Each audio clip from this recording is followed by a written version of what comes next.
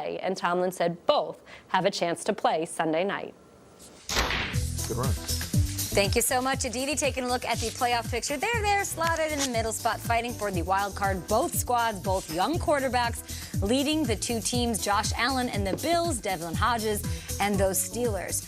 Which team's young core, Shriggs, will shine brightest on Sunday Night Football? I just love this game. Week 15, we flexed into Bills, Steelers, and it's Duck Hodges versus Josh Allen. So which team, young team, is going to show the brightest?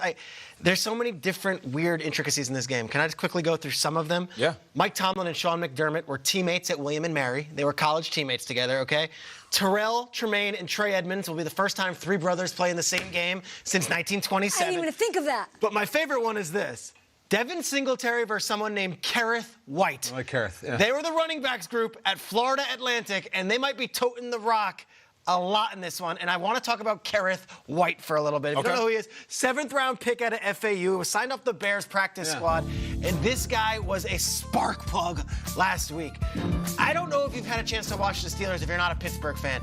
Every week there's someone new, whether it was the Duck Man or whether it was Deontay Johnson. Last week it was this guy, Kerith White, came out of nowhere, had 50 yards on 6 touches, also had 2 kickoff returns. All of a sudden, they're finding all these guys. And if you're not familiar with them, get to know them. Because it's the Duck Man, it's Benny Snell, it's Kerith White, it's Deontay Johnson. This defense is going to take care of business. It's this offense that I'm so excited to see. There's no tape on any of these guys. Those are their career games. I know what I'm getting from that Bills offense. I have no idea what to prepare for this Pittsburgh offense, and that might be the best thing they've got going for them. They've got a better young core for Sunday Night Maybe Football. so. What do you There's a lot of chatter in the Chicago media this week that they should have kept Kerith White, that he's good. Peter, that William & Mary team they were on together, do you know who was on the coaching staff? No. Dan Quinn. Wow. Dan Quinn was on the coaching staff with the same team, same picture. Maybe we'll get a picture tomorrow. I'm going to look at Josh Allen in this game because we're witnessing the maturation of Josh Allen right in front of us. And with that comes, what I like most about him is he's completely fearless. Like the 4th and 1 against Dallas, he'll throw his body around. He's not afraid, but he's also kind of reckless. Like I kind of look at him like one of the guys from Jackass, like Wee Man or Bam Margera, and like, he'll do anything. It's not always terribly smart. Like, I know that he'll roll around in the mousetraps. I don't know if he can pick up 3rd and 11. Let me tell you what I mean. Josh Allen's faced 2 fantastic defenses this year in New England and Baltimore. In those 2 games, combined, his passer rating is 43. He has 3 interceptions and 3 fumbles. It's not been pretty. So there becomes this dialogue about he's really talented and we love his attitude and he'll do anything to get a first down. But sometimes we need him to make the simple play and throw it the hell away. I mean, I watched what's his name, Steve-O, like snort wasabi. All right, it was absolutely insane. I feel like the Josh Allen would do the football equivalent of that, but sometimes we just need him to just chuck the thing away because these big defenses have jumped him. And we were talking earlier this week about the Pittsburgh defense, and Nate said something like, "Don't throw it towards Joe Hayden at the end of the game because they'll close you." Are you supposed to throw it to Minka? No, like you don't throw it to anybody, and Josh Allen will throw it to everybody if he gets encouraged. So don't be the jackass. You know what I'm saying? No doubt. Stay in your shoes. I love him, but you got to calm down. I'm going to go with the Pittsburgh Steelers. And I know right now the hot topic is Duck and the Duck Dynasty and how this all began. But when you think about what has happened over the last year and a half, I mean, if the NFL was a galaxy, they had 3 of the brightest stars: Ben Roethlisberger, Le'Veon Bell, and Antonio Brown.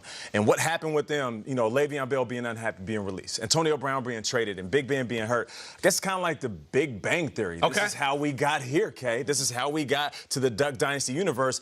And I'm going to go with him because he's surrounded by more young talent and he's anchored by older veterans that can hold him down. On the defense side of the ball, you mentioned Joe Hayden. And how about Cam Hayward? On the offense side of the ball, Pouncey. So even though the Duck star is just flickering, it's just a start, it's just a glimmer, he's surrounded by playmakers and older guys that can anchor him when things get a little crazy. To your point, Kyle, when things get a little out of hand for the Buffalo Bills, Josh Allen tries to do too much. I don't see Duck making those mistakes. And keeping your team in it when you have a defense as good as the Pittsburgh Steelers is, that's all you need at this point in the season. Both young teams were here for this one Sunday. I can't believe they flexed this game. You're right. They flexed into this. I don't think anyone thought the Bills would be playing Week 15 and 16 on national television. Friends of the show, the Edmonds trio. Pretty cool, right? Yeah, we have to get her mom back on the show. Yeah. She can join us on FaceTime. She was amazing. How about those genetics? Love these storylines. NFL owners right now currently meeting down in Texas to discuss the league's biggest issues. We're going to send it now to Judy Batista. We'll welcome in Ian Rappaport, Tom Pelissero with the latest on the ground in Las Colinas. Judy, take it away. Good morning, guys. Well, today, more talk about the Patriots and videotaping and the Cincinnati Bengals. Maybe the end of the talk, because there is a chance we get a resolution to this, what would be a very quick investigation. They were looking at the tape yesterday, looking at the security report. They'd already conducted all the relevant interviews, I was told. Certainly the vibe you get around here is they do not believe that this is a competitive issue, and that's why it's been able to wrap up pretty quickly. And I would expect discipline, if it comes, to be relatively minimal in this case. Yeah, that is what it sounds like. And as you mentioned, it does seem, Judy, like the league is inclined to believe the Patriots' explanation that they were filming a documentary trying to show the day in the life of an advanced scout, which we are never going to get now. I know, which I'm bummed. I feel bad for the advanced scout's family. Never going to know what he does during the game. But clearly this is something, because it's the Patriots, Tom, it's taken on a little bit of a different vibe. And you talk to some of their opponents, talk to some of their rivals, they would like to see the Patriots punished, if for no other reason than it's simply the Patriots. I'm not sure that those people are going to get their wish, but at least we are probably going to get a resolution today. I'll tell you what an advanced scout does, Ian. They're constantly looking at their next opponent's sideline. They're looking at the signaling. By the way, I know what advanced I'm well aware. I thought maybe the people wanted to know. They're looking for the signals. They're watching the substitutions. They're taking a lot of notes. You can write things down. You can look through binoculars. You can take voice memos. The one thing you can't do is videotape. That's what raised the ire of the Bengals. That's why one of their scouts flagged this initially to NFL security. You're right, Judy. They quickly interviewed them at the stadium that day. So this is the rare case where nobody disputes what happened. There was an inappropriate videotape of the Bengals sideline.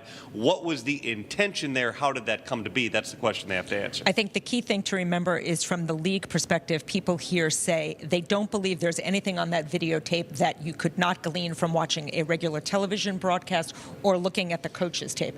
Now, we are also expected today to get a briefing from members of the competition committee, and that's going to be about, guess what? Officiating, pass interference.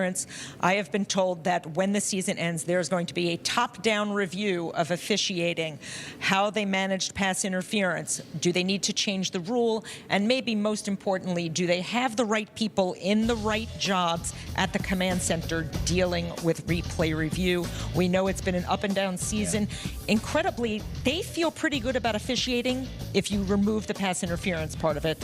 That's probably not how the fans feel. Yeah, and one of the other things you're going to take a look at, Judy, is special teams, specifically the onside kick. They certainly have eliminated a lot of the injuries associated with that. They've also basically taken out the play. It's just not as exciting anymore. Teams barely even attempt it. How can you get something that was such an exciting part of the game back in the game without increasing injuries? That's something they're going to take on this offseason, too. Every year at this time of year, and really in March as well, you'll have a few teams that are upset about specific things. Back in October, when we were sitting down in Florida, it was the calls that went against the Lions. Well, right now, this is the most that I can remember frustration across the league, across teams, about what's happened with officiating, specifically pass interference. But overall, there certainly is a feeling that something needs to change, whether it's who's running things, how the officials are trained, whatever it is, they need answers. And before we send it back to you guys, we should probably tell everybody the salary cap numbers, the range they got yesterday, $196.8 million to $201.2 million per club. That would be an increase of at least $10 million.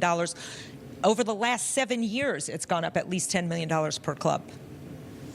Those free agents happy to hear that. Thank you so much. Sounds like some tough, complicated issues down there in Las Colinas, but that's what the owners are there for, working with the league to make it better every year. Thank you so much to Ian, to Tom, to Judy, of course, back here at the breakfast table. The PI is like a complicated one, about as complicated as it gets. So they changed the rule this offseason. They said you can throw a flag and we will review it and we can overturn it. And it was really, the impetus was, of course, that Saints-Rams game. The first 12 weeks of the season, it was very rarely overturned.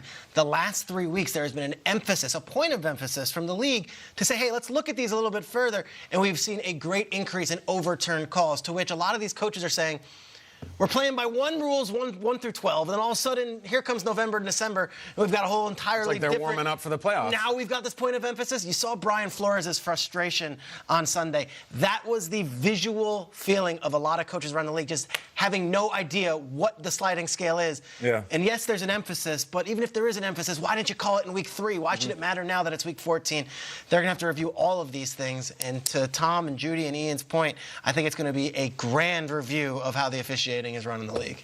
It's a tough way to look at it, because on one hand, even as a former player, I say, let them play. It's like the NBA playoffs. Let them be physical. You can push and shove as long as it's not blatant.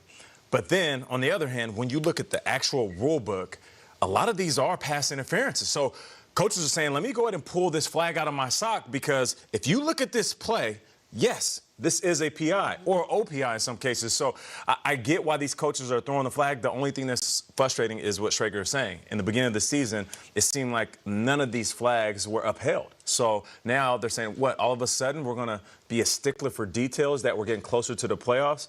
And maybe that's the case. Maybe they're setting everybody up to say, when the playoffs start, we are going to pay attention to every minor detail. And if there is an infraction in the rule book, we are going to throw the flag and uphold it. We'll have more from Judy, from Ian, from Tom there at the league meeting. We also have, do we have like Vito from The Sopranos on the show? Yeah, it sounds like it. I love it. For real, we have Vito. I mean, do you remember the Johnny Cake storyline? It was unbelievable. He is coming on this show. Giants fan. I'm getting football, tweeting our show often. Also, I want to learn something, you guys. We look at the playoff picture, we watch the games, but what is the thing that is unknown that could be the